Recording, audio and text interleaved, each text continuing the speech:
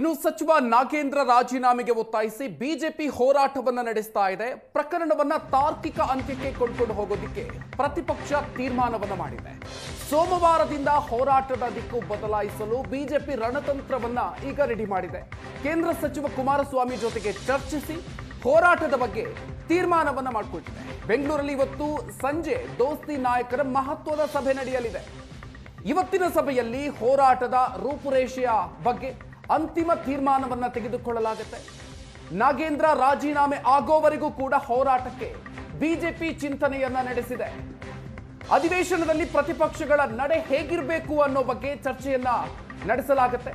ಕುಮಾರಸ್ವಾಮಿ ಸಲಹೆಯ ಬಳಿಕ ಹೋರಾಟ ಯಾವ ರೀತಿಯಾಗಿ ಮಾಡಬೇಕು ಅನ್ನುವಂಥ ನಿಟ್ಟಿನಲ್ಲಿ ಅಂತಿಮ ನಿರ್ಧಾರವನ್ನ ಬಿಜೆಪಿ ತೆಗೆದುಕೊಳ್ಳಲಿದೆ.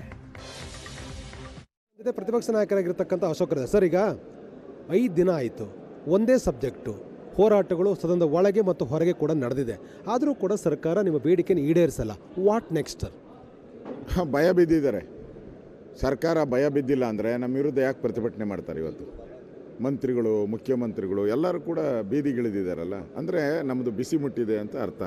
ಇದು ದಲಿತರ ಹಣ, ಇದು ದಲಿತರ ಕೇರಿಗೆ ಹೋಗಬೇಕಾಯಿತು, ದಲಿತರ ವಿದ್ಯಾಭ್ಯಾಸಕ್ಕೆ ಹೋಗಬೇಕಾಯಿತು, ದಲಿತರ ಮನೆ ಕಟ್ಟೋಕ್ಕೆ ಹಣ ಹೋಗಬೇಕಾಯಿತು. ಒಬ್ಬ ನಾಗೇಂದ್ರನಿಗೋಸ್ಕರ ಕೋಟ್ಯಾಂತರ ದಲಿತರನ್ನ ಯಾಕೆ ಅನ್ಯಾಯ ಮಾಡ್ತಾ ಇದ್ದೀರಾ? ವಾಪಸ್ ಕೊಟ್ಬಿಡಿ. ಯಾವನು ಮಾಡಿದಾನೋ ಅವ್ನು ಜೈಲಿಗೆ ಹಾಕಿ. ಇಷ್ಟೇ ನಮ್ಮದು ಡಿಮ್ಯಾಂಡು. ಅದಕ್ಕೆ ರಾಜೀನಾಮೆ ಕೊಡಿ ಅಂತ ಕೇಳ್ತಾ ಇದ್ದೀರಿ. ಈಗ ನೀವು ಇದೇ ಅಭಿಪ್ರಾಯವನ್ನು ಹೇಳಿದ್ರೂ ಕೂಡ ಸರ್ಕಾರದ ಒಂದೇ ಉತ್ತರ ರಾಜೀನಾಮೆ ಕೊಡಲ್ಲ ಅಂತಕ್ಕಂಥದ್ದು. ಹೀಗಿದ್ದಾಗ ಈಗ NDA ನಾಯಕರು ಈ ಬಗ್ಗೆ ಏನು ತೀರ್ಮಾನ ತೆಗೆದುಕೊಳ್ತೀರಿ? ಮುಂದಿನ ಸೆಕೆಂಡ್ ಹಾಫಲ್ಲಿ ಯಾವ ಹೋರಾಟ ಇರುತ್ತೆ ಸರ್?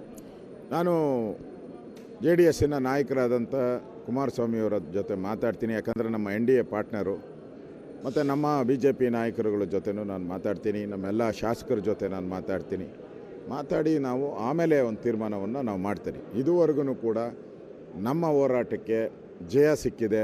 ಇವತ್ತು ಮಾಧ್ಯಮನೂ ಕೂಡ ಜನನೂ ಕೂಡ ಒಳ್ಳೆ ರೆಸ್ಪಾಂಡ್ ಮಾಡಿದೆ. ಈ ಥರ ಒಂದು ವಿಷಯವನ್ನು ತೆಗೆದುಕೊಂಡು ಅಲ್ಲಲ್ಲೇ ಬಿಟ್ಟು ಒಂದು ವಿಷಯ ತಗೊಂಡೋದು ಇನ್ನೊಂದು ವಿಷಯ ಕೊಡೋಗೋದು, ಈ ಥರ ಮಾಡಿದೆ. ಈ ಸರಿ ಅಧಿವೇಶನದಲ್ಲಿ ಒಂದೇ ವಿಚಾರವನ್ನು ತಾರ್ಕಿಕ ಅಂತ್ಯಕ್ಕೆ ತಗೊಂಡೋಗೋವಂಥ ಕೆಲಸ BJP ಮಾಡ್ತಾ ಇದೆ ಅಂತ ಜನನೂ ಅಭಿಪ್ರಾಯ ಕೊಡ್ತಾ ಇದ್ದಾರೆ. ಓಕೆ ಸರ್, ಈಗ ಸದನದ ಒಳಗೆ ಹೋರಾಟ ಇದೆ. ಆದರೆ ರಾಜ್ಯಪಾಲರ ಬಳಿ ಒಂದು CBI ಪ್ರಾಸಿಕ್ಯೂಷನ್ ಅರ್ಜಿ ಕೂಡ ಹಾಕ್ಕೊಂಡಿದ್ದೆ. ಪ್ರಾಸಿಕ್ಯೂಷನ್ಗೆ ಅವಕಾಶ ಕೊಡಿ ಅಂತ ಅರ್ಜಿಯನ್ನು CBI ಹಾಕ್ಕೊಂಡಿದೆ. ರಾಜ್ಯಪಾಲರ ಅಥವಾ ರಾಜಭವನದ ಕದ ತಟ್ಟತಕ್ಕಂಥ ಪ್ರಯತ್ನವನ್ನು ಕೂಡ ಮಾಡ್ತೀರಾ ಸರ್? ಮಾಡ್ತೀರಿ. ಅದು ನಮ್ಮ ಪ್ರೋಗ್ರಾಮಲ್ಲಿದೆ. ನಾವೆಲ್ಲ MLAಗಳು ಕೂಡ ಆ ಪ್ರೋಗ್ರಾಮನ್ನು ಮಾಡ್ತೀರಿ. ಮತ್ತು ಅದೇನಾದರೂ ಆದರೆ ಮತ್ತೆ ಮಂತ್ರಿ ರಾಜೀನಾಮೆ ಕೊಡಲೇಬೇಕಾಗ್ತದೆ. ಒಂದು ಸಾರಿ ಪ್ರಾಸಿಕ್ಯೂಷನ್ಗೆ ಅವಕಾಶ ಸಿಕ್ಕಿದ ತಕ್ಷಣ ಅವ್ರು ಬಂಧಿಸ್ಬೋದು ಇವ್ರನ್ನ. ಅದರಿಂದ ಸಿಗ್ತದೆ. ಅದರಿಂದ ನಾವು ನಮ್ಮದು ನಾಗೇಂದ್ರ ವ್ಯಕ್ತಿ ವಿರುದ್ಧ ಅಲ್ಲ ನಮ್ಮದು ಹೋರಾಟ. ದಲಿತರ ಹಣ ನುಂಗಬಾರ್ದು ಯಾರು ಮುಂದೆ. ದಲಿತರ ಹಣ ತಿಂದರೆ ಶಿಕ್ಷೆ ಆಗುತ್ತೆ, ದಲಿತರ ಹಣ ಮುಟ್ಟಿದ್ರೆ ಅವರು ಬದುಕಲ್ಲ ಅನ್ನೋ ಮೆಸೇಜನ್ನು ನಾವು ಈ ಕಾಂಗ್ರೆಸ್ ಸರ್ಕಾರಕ್ಕೆ ಕೊಡಬೇಕು. ಅದು ನಮ್ಮ ಹೋರಾಟ ಅಷ್ಟೇ. ಕ್ಯಾಮ್ರಾ ವಿನೋದ್ ಜೊತೆ ಆನಂದ್ ಪಿ ಬೈದಮನೆ, ಏಷ್ಯಾನೆಟ್ ಸುವರ್ಣ ನ್ಯೂಸ್, ಬೆಂಗಳೂರು. ಸಚಿವ ನಾಗೇಂದ್ರ ರಾಜೀನಾಮೆಗೆ ಪಟ್ಟು ಹಿಡಿದು ಬಿಜೆಪಿ ಪ್ರತಿಭಟನೆಯನ್ನ ನಡೆಸ್ತಾ ಇದೆ. ಅದಕ್ಕೆ JDS ಕೂಡ ಸಾಥ್ ಕೊಡ್ತಿದೆ. ಕಲಾಪದಲ್ಲಿ ಚರ್ಚೆ ಮಾಡುವ ಬದಲು ಕಾಲಹರಣ ಮಾಡ್ತಿದ್ದಾರೆ. ಬೆಂಗಳೂರಲ್ಲಿ ವಿಧಾನ ಪರಿಷತ್ ಸದಸ್ಯ TA ಶರವಣ ಹೇಳಿಕೆಯನ್ನು ಕೊಟ್ಟಿದ್ದಾರೆ. GBA ಚುನಾವಣೆಗೆ ನಾವು ರೆಡಿ, ಸರ್ಕಾರ ಸಜ್ಜಾಗಿಲ್ಲ, ಪಾರ್ಕಿಂಗ್ ವ್ಯವಸ್ಥೆ ಬಗ್ಗೆ ಹೊಸ ನಿಯಮ ತರೋದಕ್ಕೆ ಹೊರಟಿದೆ, ಸದನದ ಒಳಗೂ ಈ ವಿಚಾರವಾಗಿ ನಾವು ಹೋರಾಟವನ್ನ ಮಾಡ್ತೀವಿ ಅಂತ ಶರವಣ ಹೇಳಿಕೆಯನ್ನು ಕೊಟ್ಟಿದ್ದಾರೆ. ಮಾನ್ಯ ಸಚಿವರಾದಂಥ ನಾಗೇಂದ್ರರವರು ಬಹುಶಃ ಕಳೆದ 2 ವರ್ಷಗಳ ಹಿಂದೆ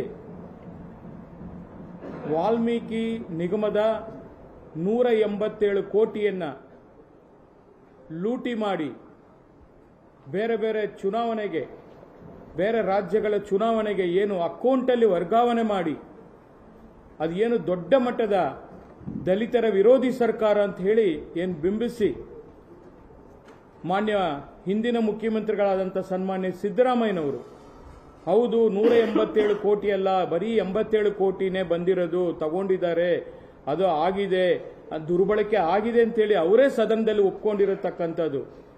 ಆ ವಿಚಾರದಲ್ಲಿ ಅವರು ಜೈಲಿಗೂ ಹೋಗಿ ಈಗ ಬೇಲಲ್ಲಿ ಇರತಕ್ಕಂಥದ್ದು. ಈ ಸಂದರ್ಭದಲ್ಲಿ